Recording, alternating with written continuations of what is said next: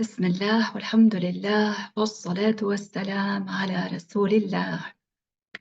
In our previous lessons, we spoke about the meaning of the two testifications of faith. And inshallah, now we will talk about also a very important matter, and that is preserving one's faith in Islam. Now, we mentioned that it is an obligation upon the accountable person who is not a Muslim to embrace the religion of Islam immediately by saying the two testifications of faith. And we mentioned the one who is already Muslim, he has to preserve his faith in Islam. That means remain steadfast to the belief of Islam until death, so that the person dies as a believer. So inshallah ta'ala, we will talk about preserving one's faith in Islam, protecting it from what abolishes it, from what interrupts it, which is referred to in Arabic as al-riddah, and in English we call it apostasy. So every accountable Muslim is then ordered to preserve his faith in Islam, that is to protect it from what abolishes and interrupts it, which is apostasy. We seek refuge with Allah Ta'ala from that.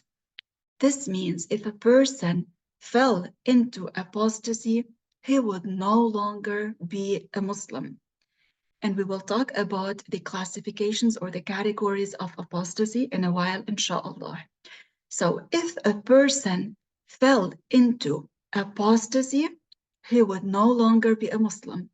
He has to return to Islam right away, of course, and this is done by saying the two shahada, the two testifications of faith.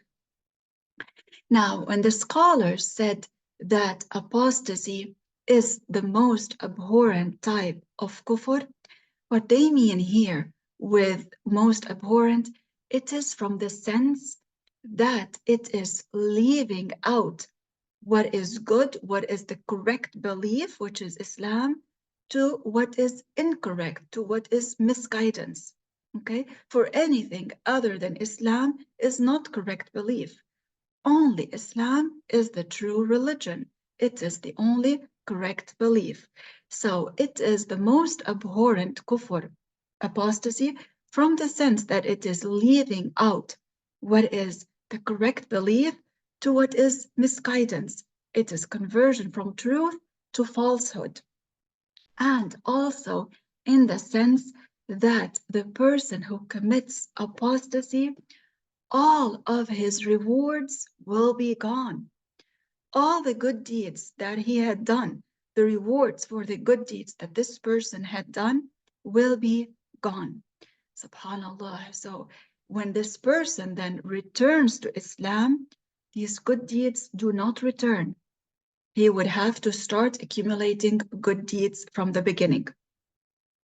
So it is then very, very important that the person protects his belief from apostasy, so that one does not fall into apostasy.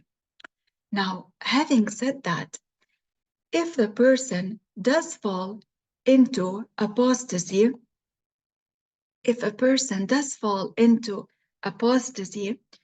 he has to say the two shahada to become a Muslim. So it does not mean that he says astaghfirullah. No, because astaghfirullah, asking Allah Ta'ala for forgiveness, does not benefit one while the person is on kufr. Okay, while the person has a belief other than Islam. So if a person fell into apostasy, the person has to immediately embrace Islam, come back to Islam by saying the two testifications of faith, not by asking Allah to forgive them. So when the scholars say that apostasy is the most abhorrent type of kufr, it is from the sense that we just mentioned. It does not mean that it is the worst type of kufr, for there are different kinds of kufr, and we will give examples, inshallah, okay? Nevertheless, kufr is the most grievous sin, and it is the sin that Allah Ta'ala does not forgive for the one who dies upon it. If a person was accountable and died upon kufr, this is the sin that Allah Ta'ala does not forgive for that person. Allah Ta'ala said in the Quran, إِنَّ اللَّهَ لَا يَغْفِرُ أَن يُشْرَكَ بِهِ وَيَغْفِرُ مَا دُونَ ذَلِكَ لِمَن يَشَاءُ. The verse means that the one who is accountable and dies upon kufr, Allah Ta'ala does not forgive that for him. As to whoever died having committed a sin that did not reach the level of kufr, this Allah Ta'ala might forgive for the person, even if the person did not repent from it. However, the one of us does not know whether Allah Ta'ala will forgive it or not, so one should repent from all sins if one commits a sin, whether small or enormous. One should repent from the sin that one committed. So the scholar said that nowadays it has become very common for people to speak carelessly, to the extent that some people utter words that take them out of Islam, meaning because of these words they become non-Muslims. But they do not deem such words as sinful, let alone deeming them as kufr. I will explain what that means. And this confirms the saying of our beloved Prophet alayhi salatu wasalam, when he said in a hadith, إِنَّ الْعَبْدَ لَا يَتَكَلَّمُ بِالْكَلِمَةِ لَا يَرَى بِهَا بَأْسًا يَهْوِي بِهَا فِي النَّارِ 70 خَرِيفًا. It means a person may utter a word that he perceives as harmless. Yet, however, it results in him falling the depth of 70 years into hellfire, which is the bottom of hellfire. This depth of falling 70 years is the bottom of hellfire, and this is the place that only the kuffar will reach. Only the disbelievers reach the bottom of hellfire. So this hadith of the Prophet ﷺ stands as proof that a person might say a word that he thinks is harmless. Yes, that he believes is harmless. He does not even perceive it as sinful. A person might utter a word that he does not perceive as harmful. He doesn't even see it as sinful. However, if it's an apostasy, a kufr statement, it results in him falling the depth of 70 years into hellfire. Yeah. So the Prophet ﷺ in this hadith tells us that there are people who say expressions that are kufr expressions, even though they do not deem them as such. And this is proof then that even if a person does not know the judgment of a word, but if this word is kufr, it takes the person out of Islam, even if this person did not know the judgment of the word. This means ignorance is not an excuse in this case. Even if the person says, but I did not know. If a person, for example, cusses any of the prophets, this is kufr, clear blasphemy. If the person cusses any of the prophets, he becomes a non-Muslim. Even if he says, but I did not know that cussing a prophet takes one out of Islam. Him not knowing is not an excuse for him. His ignorance in this matter is not an excuse for him. And the proof to that is what we just mentioned, this hadith of the Prophet ﷺ, that a person might utter a word that he perceives as harmless. He did not think of it as being kufr or a sin. Despite that, the Prophet ﷺ said the person falls the depth of 70 years into hellfire. So then ignorance in this matter is not an excuse. And this hadith that we mentioned was narrated by Imam at-Tirmidhi, and there's another hadith of the Prophet ﷺ that gives this meaning as well, and that other hadith was narrated by Al-Bukhari and Muslim. So then there's more than one hadith that stands proof to what we just said. So what saves the person, my brothers and sisters, as we mentioned yesterday? The knowledge of the religion. By that knowledge, inshallah, one preserves his faith in Islam. One knows what is kufr in order to avoid it, so that one avoids falling into kufr. So the hadith of the Prophet then stands as evidence that committing kufr is not conditional on having learned the judgment of the uttered expression. Even if the person did not learn the judgment of that kufr statement that he said. Also, it's not an excuse that the person did not like what he said. So again, going back to the same example that I just gave, if one cussed a prophet, even if he says, but I did not mean it, but if he said it, he still said a kufr statement. Even if he says, but I did not mean it, even if he says, but I did not really like what I said, but he said it willfully, voluntarily, understanding the meaning of what he said. He knows what he said, he understands the meaning of what he said, and it is cussing a prophet, for example, he becomes by that a non-Muslim. And also another matter, which is not an excuse in this case, is being angry. Being angry does not mean that the person does not fall into kufr if he said the kufr statement. So being angry is not an excuse, because some people say, but I was angry when I said that kufr statement. Even if you were angry, you still were aware of what you said. So it is not an excuse for you. So this means if a person uttered a statement that is clear kufr, the person said it willfully, intentionally, while knowing the meaning, they understand the meaning of this kufr statement. In this case, the person becomes a non-Muslim. And ignorance is not an excuse. Not knowing the judgment of the word is not an excuse. Whether the person liked what he said or not liked what he said, this is not looked upon. All right? So this is then very important what we said. And now, inshallah, we will mention the categories that the scholars divided apostasy, ridda, into. So they said that there are three types of apostasy.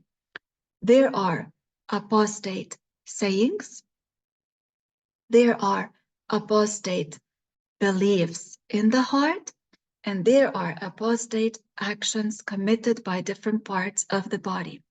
And each of these three types is apostasy by itself. So if a person said what is apostasy, even if he did not believe that in his heart, he has committed apostasy by that. Also, on the other hand, if a person believed in something that is kufr, like what? Like if a person believed that Allah is a body. This belief is kufr.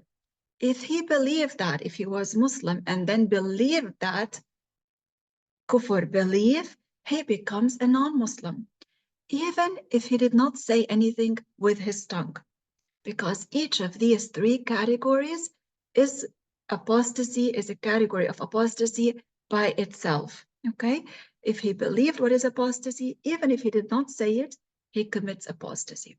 And if he said what is apostasy, even if he did not believe it, but he said it, he committed apostasy. So, and the third category is apostate actions committed by different parts of the body. And inshallah, we will give examples of each. And the scholars, they enumerated books They authored books in which they enumerated kinds of apostasy, examples of apostasy. Why did they do that? So that people are aware of them and avoid them. So the scholars, even from long time ago, they mentioned in their books the division of apostasy into these three types that we just mentioned, and they gave examples of each type so that people know and avoid all types of apostasy. Inshallah ta'ala, we will start with the first type of apostasy, the first category, which is apostate beliefs. Now, these are many. We are only giving some examples so that you are aware of that. And if a Muslim fell into that, as we said, he or she would have to return to Islam immediately by saying the two shahada, the two testifications of faith. Among the examples of the first category of apostasy, which is beliefs in the heart, is having doubt in the existence of Allah. We said that the Muslim firmly believes in the existence of Allah. He does not doubt whatsoever. He believes firmly in his heart that Allah Ta'ala exists and He exists eternally and there is no end to His existence. And He exists without a place, without a direction. And time does not lapse on Allah Ta'ala, for God is the one who created time. Okay, so then having doubt in the existence of Allah is apostasy, it is kufr. Also, having doubt in any of the 13 attributes that we mentioned in our previous lessons. Remember, we said that Allah Ta'ala is attributed with many attributes, and the scholars mentioned 13 attributes that are obligatory upon the accountable person to know. So if a person doubted in any of these 13 attributes, he would commit apostasy. If he was Muslim and then doubted, he would commit apostasy. What are examples? What are examples of these 13 attributes? We will not mention all again now, but we will just give examples of them. Like what? If a person doubts that Allah is attributed with oneness, or if a person doubted whether Allah knows about everything or not. We said that the will of Allah does not change. So if a person doubted in this matter, he becomes a non-Muslim. If a person doubted whether Allah has power over everything or not, he becomes a non-Muslim. We mentioned that among the attributes of Allah Ta'ala is speech, and that Allah's speech, as all of His attributes, does not resemble the attributes of the creation. So His speech is not like ours. It is not with letters, not with sounds, not in a language. If a person doubted whether it is in a language or not, he becomes a non-Muslim because he is doubting whether God resembles His creation or not. And this is blasphemy, kufr. Okay, so doubting in any of the 13 attributes causes the person to become a non-Muslim. Also, if a person doubted whether the Quran is revealed from Allah or not, if a person doubted in that, he would also become a non-Muslim. The Muslim believes firmly that the Quran is revealed to Prophet Muhammad alayhi salatu wasalam. Allah Ta'ala revealed it to Prophet Muhammad alayhi salatu wasalam. Also, among the examples of apostate beliefs is doubting in the day of judgment, whether it will occur or not. Remember yesterday we mentioned matters that the Prophet ﷺ conveyed and we have to believe in. And among these matters was the day of judgment and the Quran. So if a person doubted whether the Quran is true or not, or whether there will be a day of judgment or not, this person commits apostasy by this. Also, if a person doubted in paradise or in hellfire, in reward or in punishment, or in similar matters upon which there has been scholarly consensus and are commonly known among Muslims to be of the religion of Islam. Remember, we said that Allah Ta'ala, His existence is eternal and everlasting. As to everything other than Allah, we said it has a beginning to its existence because it is created. So this whole universe has a beginning to its existence because it is created. God created it. So it has a beginning. It was not existent. Allah created it. Now it is existing. So the universe has a beginning to its existence. If a person doubted that or believed that the world is eternal, meaning it has no beginning, he would be contradicting the basics of the belief.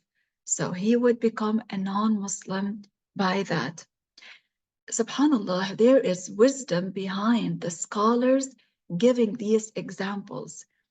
You might think, but you learned the basics of the belief. We talked yesterday about the meaning of the two shahada in our previous lessons as well. So you know for sure that the world has a beginning to its existence. It is created, and everything that is created has a beginning. So you might wonder, are there such people who have this misguided belief, who believe that the world is eternal without a beginning? Yes, there were such people. There were such people who claimed that.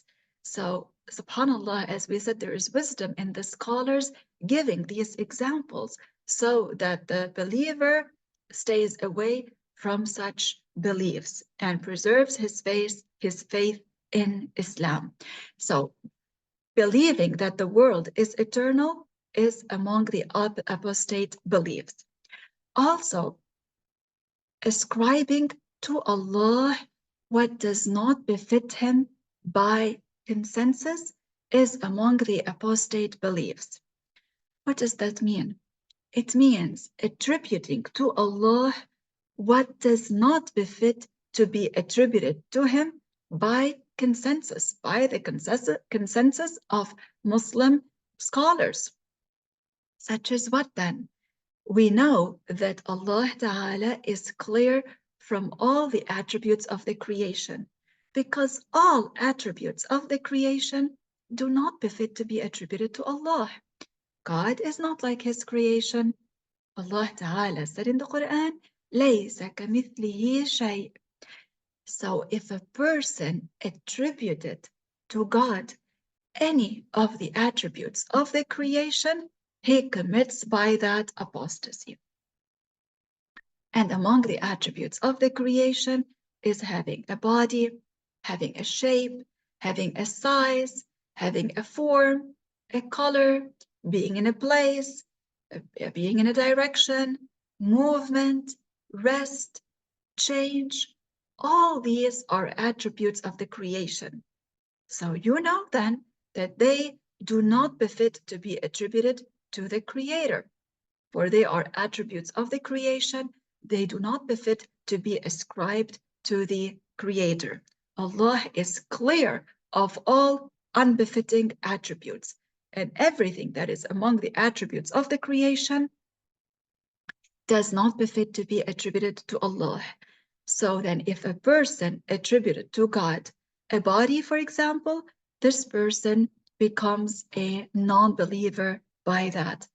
Even if the person says a body not like ours, still he becomes a non-Muslim by that. He's still ascribing a body to God. Whether he says not like our body or the same body, he is ascribing to God what does not befit to be attributed to Allah. Okay, likewise, if somebody said that Allah Ta'ala has eyes, he has attributed to God what does not befit to be attributed to Him.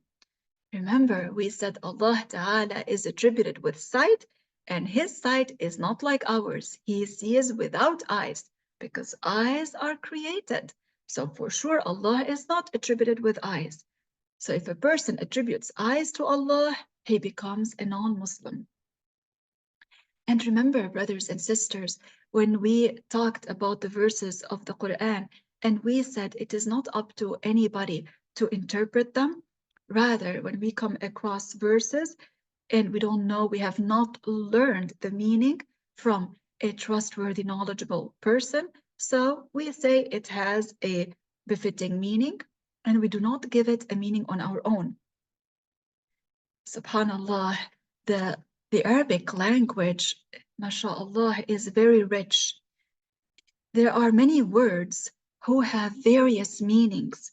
So we need to see which meaning here did the scholars say is the meaning of this verse. It's not up to you and me to give it a meaning. We're not scholars.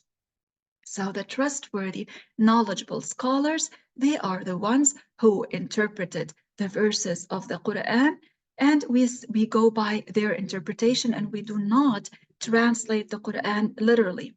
Otherwise, what happens is you end up having people ascribing to Allah a hand and ascribing to Allah a face and ascribing to Allah eyes and a body. And all these do not befit to be attributed to Allah. Subhanallah. So be aware of these books that they claim to be translations of the Quran. Do not read in them and do not tell others to read in these books either. Okay? So for those of you who do speak Arabic, if you read, for example, the term Yadullah فوق أيديهم, the verse Yadullah فوق أيديهم, here the word Yadullah does not mean hand, okay?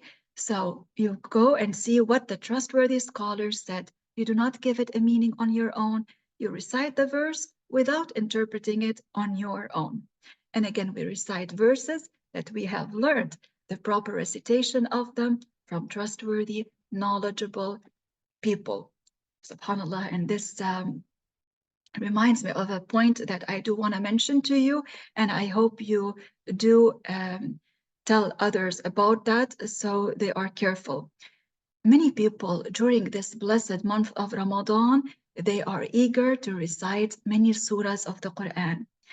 Reciting Quran, when one have learned the proper recitation from knowledgeable, trustworthy people, is rewardable. And this is a great matter to do during Ramadan and other than Ramadan. But you know that during the month of Ramadan, the rewards are multiplied. So we want to do more of the good deeds. And among the good deeds is reciting Quran for sure. But many people are reciting because they want to recite the whole Quran at least once during the month of Ramadan. But many of these people, when you ask them, have you learned the proper recitation of all the surahs in the Quran from a trustworthy, knowledgeable person who learned the recitation of all the surahs of the Quran from another trustworthy, knowledgeable person? And this goes back to the companions and back to the Prophet. Have they learned the recitation like that? Many of them will tell you no. Unfortunately, many of them are just reading the surahs on their own. They do not gain any reward by that. No reward whatsoever when they are reciting without having learned the proper recitation from trustworthy, knowledgeable people. SubhanAllah, they think that they are spending time in completing the recitation of the whole book of the Quran. But in this case, if they have not learned the proper recitation, they do not gain any reward. So what do I advise the person then to do? If you have learned the recitation of Al-Fatiha or of another surah, Surah Al-Ikhlas, Surah Al-Falaq, any other surah, you have learned the proper recitation of it from a trustworthy, knowledgeable person, keep reciting it. Every time you recite it with a sincere intention, you gain reward. And isn't that your goal? Isn't your goal to gain reward in Ramadan? Yes. So keep on reciting, even if it is the same surah. you recite it daily, you recite it many times during the day, with a sincere intention, inshallah, you will be rewarded for that. To answer your question, even if a person is a non-Arabic native speaker and he has learned the correct recitation of a verse, he knows how to recite it correctly from a knowledgeable, trustworthy person, he can recite it, even if he is not a native Arabic speaker.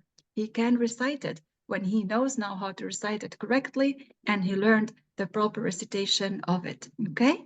Barakallahu fikum. Assalamu alaikum.